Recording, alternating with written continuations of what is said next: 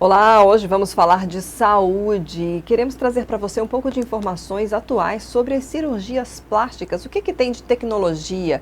Que tipos de procedimentos de segurança hoje são realizados para que haja uma eficiência maior, para que os resultados sejam mais naturais, mais saudáveis. O nosso convidado de hoje é o cirurgião plástico Elson Adorno. Obrigada, doutor, por ter aceito o nosso convite para esse bate-papo. Eu que agradeço pela oportunidade de estar aqui no seu programa. Eu queria que o senhor trouxesse um pouquinho, antes da gente falar de técnicas específicas, um pouco da evolução histórica aí da cirurgia plástica. Mudou muito hoje, a gente está em 2023. A gente sabe que existe inúmeros tipos de cirurgias, seja para face, seja, né, a lipoaspiração, né, que são antigas, né? Como é que foi essa evolução? Então, antes de entrar nesse ponto, é muito importante a gente falar da segurança, porque como a cirurgia plástica cresceu muito o número de médicos e não médicos fazendo alguns procedimentos que antigamente era mais do cirurgião. E junto com isso, aumentaram muito as complicações. Então é importante uma população, na hora que ela for conhecer o seu cirurgião plástico, fazer uma pesquisa desse cirurgião plástico. Se ele está cadastrado no CRM local, vai estar ele lá como cirurgião plástico e não só como médico, então tem a especialidade dele. Entrar na Sociedade Brasileira de Cirurgia Plástica, que tem um site para ver se ele está como médico especialista e titular da cadeira da disciplina. Então isso são coisas que dão segurança e é uma informação fácil que os pacientes têm hoje com a internet. Então no próprio site do CRM da sociedade você consegue.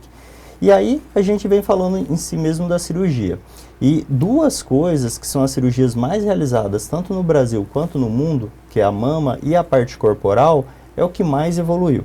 Então, para você ter uma noção em relação à lipoaspiração. A lipoaspiração o pessoal morria de medo. Os pacientes ficavam muito roxos no pós-operatório, sentia muita dor, demorava muito para recuperar. Os empresários para voltar para suas atividades, para os seus trabalhos, as mães para pegar os meninos no colo, para cuidar das suas crianças. E a tecnologia veio para ajudar. O Vaser, que é uma tecnologia da lipo ultrassônica, com ela a gente consegue entregar mais segurança, porque o que os maridos morriam de medo de deixar a mulher fazer a cirurgia era o risco de perfuração. E eu falo que esse risco a gente tem que tomar dois cuidados. Primeiro, o piloto, que é o médico que está guiando o avião. Ou seja, quanto mais experiente e quanto mais especialista, mais segurança você vai ter.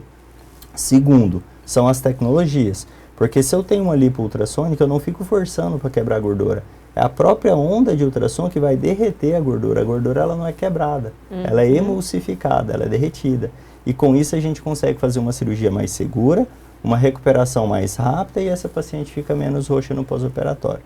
Já falando um pouquinho de mama, o que evoluiu muito foi que você colocava uma prótese antigamente e seu médico falava, olha, você vai precisar ficar 30 dias, 60 dias com o braço quieto, não pode movimentar, porque senão a sua prótese pode deslocar. E hoje não, a paciente faz uma prótese de mama e no mesmo dia ela já mexe o braço. Pode pentear o cabelo, escovar o dente, mas aí tem toda uma parte técnica que a gente faz para permitir esse movimento, que nada mais é do que uma fisioterapia de reabilitação precoce. Quando você quebra o braço, o fisioterapeuta pede uma fisioterapia. Quando você faz uma cirurgia de mama, o ideal é fazer uma fisioterapia. E a técnica de hoje, como estrutura, a prótese não tem o risco dela deslocar como tinha antigamente. Então, essa fisioterapia, ela seria, precoce, seria uma fisioterapia prévia, antes da cirurgia, é isso? Vamos supor, a cirurgia está marcada hoje, então essa paciente ela vai estar fazendo todos os movimentos dela normal, ela não vai se preocupar com nenhum preparo para a cirurgia. Ela fez a cirurgia de uma prótese de recuperação rápida, que é o nome dessa cirurgia, ela faz a cirurgia de manhã, no centro cirúrgico, a fisio vai estar lá dentro do centro cirúrgico mexendo o braço logo que ela acordou da cirurgia já. É de imediato essa fisioterapia. Então essa paciente ela vai fazer esses exercícios de 2 em 2 horas durante o dia, porque o que trazia a dor antigamente quando colocava, por exemplo, uma prótese atrás do músculo? A paciente ela não mexia o músculo entrava em atrofia e a atrofia gerava dor. Hoje, como que é feito? A gente não deixa esse músculo entrar em atrofia, justamente por essa fisioterapia. A paciente sente menos dor no pós-operatório e ela consegue voltar mais rápido para as atividades. Mas qual que é o diferencial da técnica da parte interna? Para reforçar e essa prótese não deslocar, a gente tem feito um sutiã interno embaixo. Porque quando vocês colocam um sutiã que tem aro, A função do sutiã é levantar a mama e dar um apoio na parte inferior. Então isso com a técnica a gente consegue fazer por dentro da mama, com os fios especiais. E na parte lateral, porque a tendência quando a mulher quando deita, a mama às vezes ela cair um pouquinho e lateralizar. E essa lateralização a gente faz uma sustentação lateral, que é com a alça muscular lateral. Com isso eu faço uma barreira em L da lateral para a prótese não deslocar e eu vou permitir movimentar, fazer a fisioterapia e a recuperação ela é totalmente diferente. Nossa, que interessante. A gente consegue perceber que as mulheres muitas vezes elas estão já prevendo e se preparando para esses tipos de procedimentos, né? Qual é, assim, o procedimento que é mais procurado hoje? Porque são técnicas diferentes, são tecnologias, para cada área uma tecnologia, mas assim, tem alguma delas que é digamos, o carro-chefe da procura pela cirurgia plástica? Então, a estatística, né, tanto de lipoaspiração quanto de mama, ela sempre oscila conforme o ano. Fica ali uma briga, uma guerra. Uhum. Às vezes a mama, às vezes a lipoaspiração, contorno corporal. Na minha prática, eu tenho feito mais contorno corporal em relação a volume. Até porque a maioria das pacientes, elas fazem mama com uma lipo junto. Então sempre tem uma lipo ali. Às vezes só a lipo. Então, estatisticamente, o contorno corporal, ele sempre está na frente da mama na minha prática diária. Mas, estatística Brasil e mundo, isso oscila. Uhum. Falando em técnica corporal, as chamadas abdominoplastias, né? Já existe também uma diferença da tradicional para a mais recente? Qual é essa diferença? E o que aconteceu? A evolução sempre foi onde a cirurgia plástica via o que as pacientes não estavam gostando, o que elas estavam insatisfeitas e foram criando procedimentos e técnicas para melhorar essas falhas, entre aspas, da parte tradicional. Então, quando a paciente fazia uma abdominoplastia, o médico ele tirava o excesso de pele, fechava a diástase, que é o afastamento da musculatura quando a paciente ela tem uma gestação ou quando ela oscila muito o peso por vários motivos, e a gente resolve a flacidez na frente. E às vezes, antigamente, alguns médicos nem lipo fazia, só fazia abdominoplastia com a correção da diástase. O que acontecia com essas pacientes? Eu resolvia a flacidez, o médico resolvia a flacidez, mas não dava contorno corporal, porque não estava tirando a gordura localizada. Então, às vezes, a paciente ficava sem cintura, um pouco quadrada, a parte das costas não resolvia, elas reclamavam. Se eu fizesse a abdominoplastia tradicional junto com a lipo tradicional, eu resolvia a flacidez na frente, corrigia a diástase, só que aquele abdômen ainda ficava um pouco esticado, um pouco artificial. A parte das costas da paciente, elas reclamavam muito de flacidez, porque tirava a gordura, a pele caía. Então, quando colocava o sutiã ali na parte de trás, sobrava um volumezinho ali atrás, elas falavam, ó, ficou gordura. E não era gordura, era flacidez. Então, qual que é o protocolo novo que eu tenho feito no consultório? A gente faz a abdominoplastia Haft, que esses nomes diferentes? É uma sustentação muscular, onde eu consigo deixar um abdômen um pouco mais definido e deixar mais natural, que é o objetivo das mulheres. Ninguém quer fazer uma cirurgia plástica e contar que fez uma cirurgia plástica. Todo mundo quer fazer e ficar o mais natural possível. Para as pessoas chegarem e falarem assim, olha, está fazendo academia, está treinando, o que você fez? Se está na dúvida é porque está natural. Esse o nosso objetivo. Fazer o Vaser, que é a lipo ultrassônica, para ter mais segurança, essa paciente recuperar mais rápido. Associar a tecnologia de retração de pele, porque quando a gente corta na frente e faz a resolução do caso na frente, atrás ficou flacidez. E aí nós temos 3 tecnologias hoje de retração de pele. Nós temos o Bodytight, o Argoplasma e o Renuva. Tudo nomezinho diferente, mas para flacidez. E a gente tem os 3 aparelhos e escolhe o melhor aparelho para cada paciente. Porque não é um melhor aparelho do que o outro. Às vezes, para você, um aparelho vai ser bom, para ela vai ser outro aparelho, né? E a gente passa nessas regiões. Então, parte das costas, parte interna da coxa, que o pessoal reclamava muito de flacidez, então pode-se passar. Parte interna do braço, a axila, lateral da mama, e aí a gente vai para o mundo dos procedimentos corporais. Até na papada, muita gente tem aquele acúmulo de gordura e um pouquinho de flacidez na papada, então melhora muito essas regiões. Então, quando a gente vai somando cada detalhezinho na parte corporal, o resultado vai melhorando. Existe idade mínima ou máxima para se fazer uma cirurgia plástica, especialmente, né, uma cirurgia que você vai mexer no corpo todo? Então, a idade é um dos fatores de risco que nós temos que colocar na balança e ver as vantagens e desvantagens na hora de fazer um procedimento estético. Então, vou citar alguns exemplos meus em relação à idade. Eu já tive paciente de 60 anos que eu contraindiquei a cirurgia. Não foi pela idade, mas porque esse paciente, ele já tinha problema de coração, ele já tinha um monte de outros problemas de diabetes que contraindicavam uma cirurgia estética. Então, colocando numa balança, na hora que a gente via as vantagens e desvantagens, a gente tinha mais risco e desvantagem do que vantagem. Então, no nosso protocolo, quando a gente faz, para qualquer paciente, o primeiro item é a segurança. Se eu ver que eu não vou ter segurança na cirurgia, eu prefiro não fazer, porque é uma estética, não é uma urgência. Já teve paciente de 78, 80 anos que nós operamos sem problema nenhum, porque tinha pressão alta, mas estava controlada, passou no seu cardiologista, uma cirurgia de pequeno porte, o cardiologista liberou. Então a idade sozinha ela não contraindica a cirurgia, é toda a avaliação geral do paciente. O paciente tem 70 anos, mas é fumante de longa data, ele já fuma 40 anos, uma cirurgia que praticamente está contraindicada, porque o risco é maior, o risco da parte ventilatória é maior. Então vai ser uma somatória de coisas para saber se essa cirurgia está segura ou não pelo profissional que está avaliando. O modo de vida interfere também, por exemplo, na manutenção, né, dessa estética, dessa beleza? Porque às vezes as pessoas querem um resultado, né, perfeito vindo da cirurgia plástica e continuam vivendo, né, comendo e bebendo e exagerando, né, nas coisas sem fazer atividade física, porque depois resolvem na cirurgia. E isso, né, como isso interfere, doutor? Porque a gente sabe que a gente até conhece pessoas que fizeram lá atrás, aí depois ganhou tudo de novo, né, a gordura localizada, não sei o quê. Como, né, que tipo de orientação o senhor dá nesse sentido, né? Alimentação, atividade física é importante? Então, é importantíssimo, na verdade. Eu acho que isso que muda o resultado de cada médico e qual o propósito que cada médico tem dentro da sua clínica.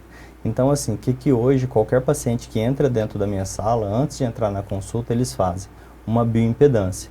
A bioimpedância é diferente de você falar seu peso, porque quando você fala que você tem 70 quilos, eu não sei quanto de músculo você tem, quanto de gordura você tem, quanto de gordura visceral você tem, e a gordura visceral, quanto mais alta, mais teu corpo está inflamado. Então, com isso, eu já conheço a paciente antes dela entrar. Com a bioimpedância, eu sei se ela está fazendo atividade física, se ela não está, eu sei se ela está comendo bem ou se ela não está, eu sei se ela tem alguma inflamação no corpo dela, se ela não tem, só com a bioimpedância. E aí ela entra na consulta. Aí eu vou conhecer quem está por trás daquela bioimpedância, conversar.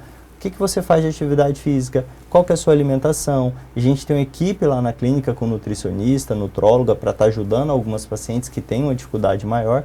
Então a gente conhece a paciente. E quando eu conheço a paciente, eu vou pegar do protocolo a parte de segurança. Se é uma paciente que está muito acima do peso, ela tem uma gordura visceral de 15, 16, eu não opero. O corpo dela está inflamado. E se o corpo dela está inflamado, o resultado não vai ficar legal. Ela tem risco de abrir ponto. E não é nem uma paciente obesa, não. Eu estou falando só de uma paciente de sobrepeso. E mesmo assim, às vezes eu não opero.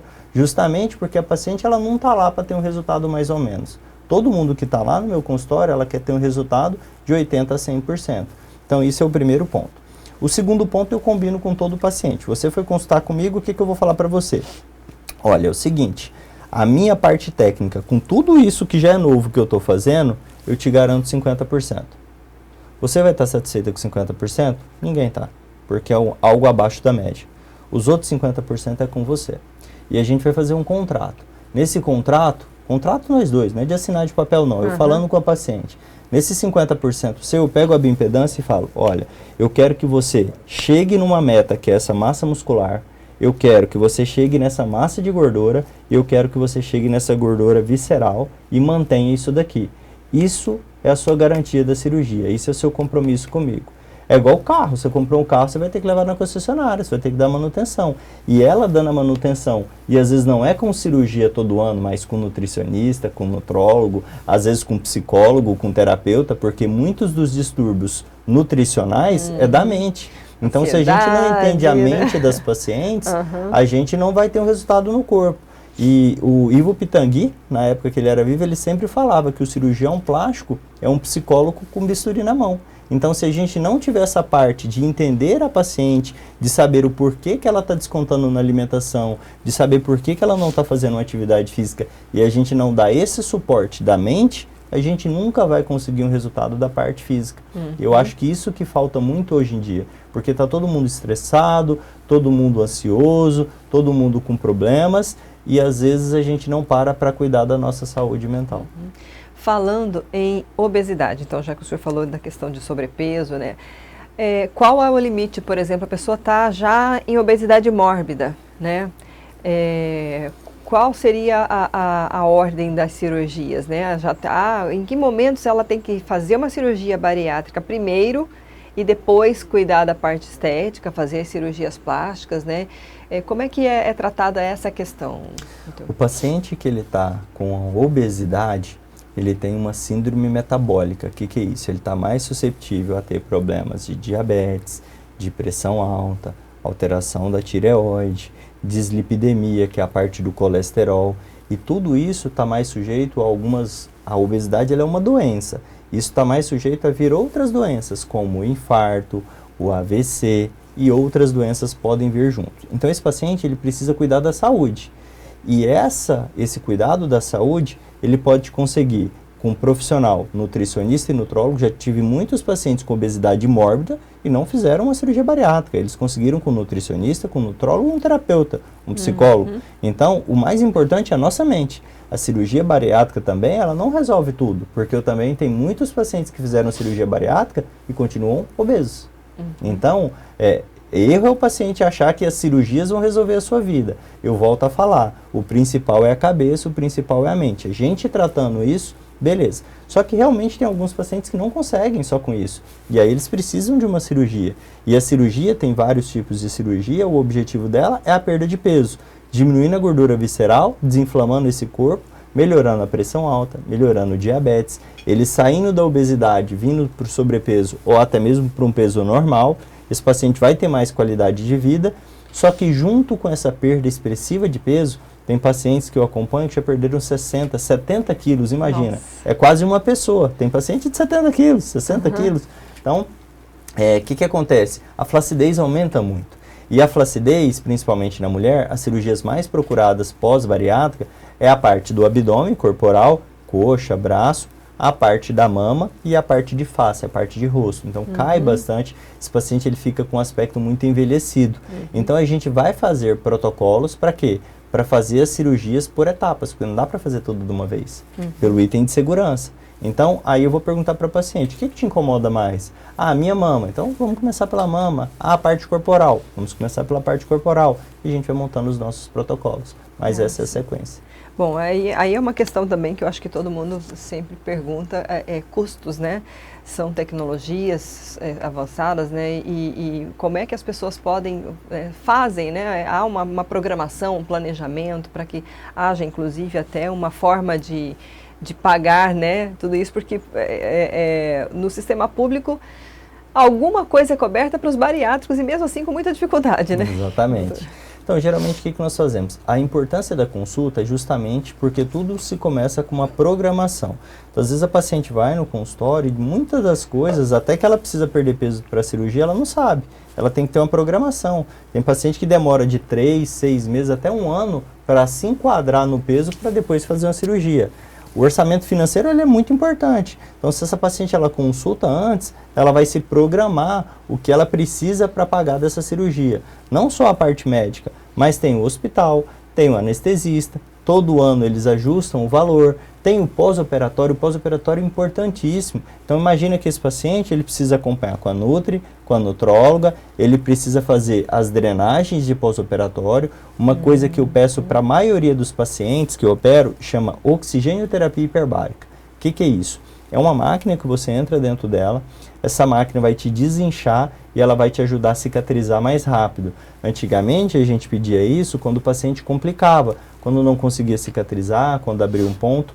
Hoje a gente consegue para prevenir o problema e para acelerar a recuperação. Isso vai entrar no custo também, o paciente já vai saber quantas sessões eles vão ter que fazer. Então, a gente faz todo um orçamento para o paciente, coloca, algumas coisas você consegue parcelar, outras coisas você não consegue parcelar, isso você vai pagar para a nossa equipe, isso você vai pagar para o hospital. Para quê? Para ao longo do tempo ela fazer um planejamento financeiro e conseguir fazer aquele pagamento. E tem empresas também que eles fazem esses financiamentos. Então, o paciente sai com o meu orçamento, vai numa empresa onde ela faz esse financiamento, a empresa passa o valor para a gente e ela faz um programado com aquela instituição. Ah, bacana. Alguma questão que a gente não abordou para a gente encerrar antes de trazer aqui os seus contatos, né? Onde quem quiser fazer uma avaliação aí. Eu acho assim, o mais importante é quem está nos assistindo pensar não só na parte física, sempre lembrar que a parte física é consequência da nossa mente. Então, o que está acontecendo com essa paciente?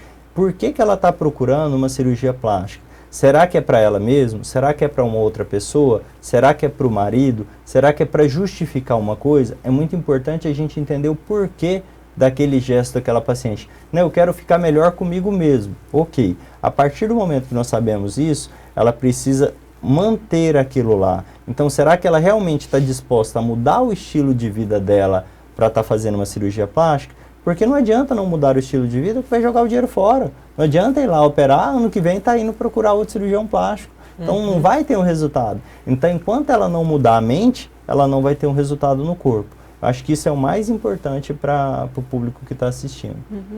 Ok, então onde as pessoas podem encontrá-lo? Redes sociais, o senhor tem Instagram também, né? E Tenho. a clínica? A gente atende na clínica Nossa Senhora das Graças, fica ali próximo do Círculo Militar, do lado do SB Medical. E a minha rede social é o Instagram Dr. Elson Adorno. Então, qualquer dúvida que vocês tiverem, quiserem perguntar alguma coisa, pode mandar um direct lá. Qualquer dúvida de contato lá no link da bio, já tem os contatos lá da nossa clínica. Então, a maioria, a nossa rede social que a gente mais responde e fica ativo ali é o Instagram Dr. Elson Adorno. Tá joia, muito obrigada novamente. Eu que agradeço. Nós conversamos com o Dr. Elson Adorno, médico cirurgião plástico. Fica essa dica para você, ele trouxe informações importantes em relação especialmente ao estilo de vida, né? A gente tem que se preparar e manter estilos saudáveis. E lá no comecinho da entrevista, a segurança, a importância de você procurar um cirurgião plástico que seja realmente especializado em cirurgia plástica, não apenas um médico que faça cirurgias. Então procure aí, como o doutor falou, no site do Conselho Regional de Medicina, do Conselho Federal, enfim, procure informações do profissional que você está buscando para realizar cirurgias tão importantes e que vai mudar a sua vida, porque é isso que você espera, que você quer, né? Ou se você conhece quem queira conhecer, experimentar um pouco aí, ter uma avaliação do Dr. Elson, vou repetir aqui então o Instagram dele, Dr. Elson Adorno. Fica essa dica, curta e compartilhe essa entrevista, ela está disponível no nosso canal do YouTube e no site RD News. Obrigada, até a próxima.